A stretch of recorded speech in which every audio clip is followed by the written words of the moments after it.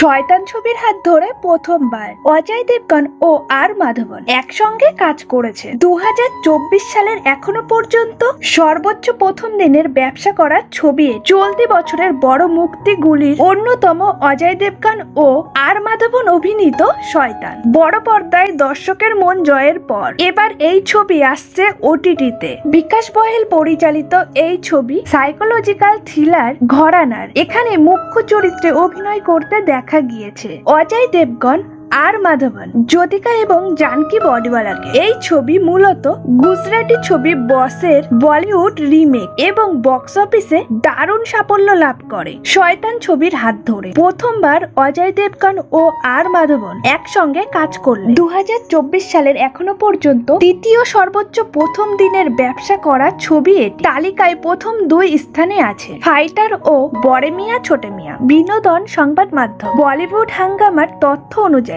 এই ছবি 141.49 কোটি টাকা ব্যবসা করেছে। এই সাফল্যের কথা মাথায় রেখে এই ছবির ওটিটিতে মুক্তি নিয়ে জল্পনা শুরু হয়েছে। এই সপ্তাহে নেটফ্লিক্সে অজয় দেবগন ও আর মাধবনের শয়তান মুক্তি পাওয়ার কথা। সূত্রের খবর 3 মে মধ্যরাতে অর্থাৎ রাত 12টায় নেটফ্লিক্সে শয়তান প্রিমিয়ার করা হবে। এই ছবির গল্পটা ঠিক এমন: অজয় দেবগন তার স্ত্রী ও ছেলে মেয়েকে সঙ্গে নিয়ে নিজেদের ফার্ম হাউসে ছুটি কাটাতে যাচ্ছে।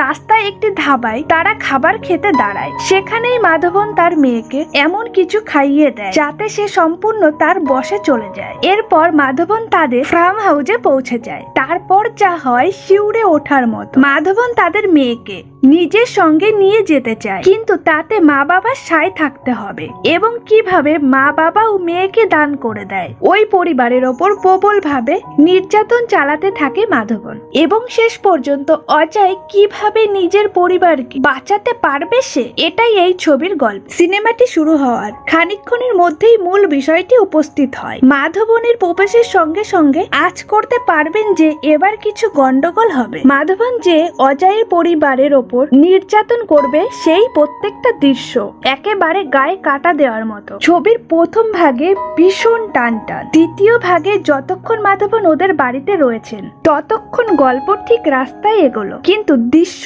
একেবারেই অপ্রিয়জনিত মনে হতে পারে যে এত বড় শয়তানের সঙ্গে এমনটা কি করে হতে পারে। ছবির ক্লাইম্যাক্স খানিক আগলা মনে হবে, ওয়ান টাইম ওয়াচ হয়ে থেকে যেতে পারে। ছবিটিতে বরাবর কালো জাদু, বশীকরণের প্রসঙ্গ এসেছে এবং সেই সঙ্গে সতর্ক বার্তাও দেওয়া হয় যে এই ছবি এইসব প্রচার করে না, কিন্তু গোটা ছবি তৈরি হয়েছে এই বিষয়ের ওপর ভর করে। ভিডিওটি ভালো লাগলে অবশ্যই লাইক, কমেন্ট, শেয়ার করবেন। ডেইলি নিত্য নতুন ভিডিও পেতে ছায়াছবির জগৎ চ্যানেলটিকে সাবস্ক্রাইব করতে ভুলবেন না।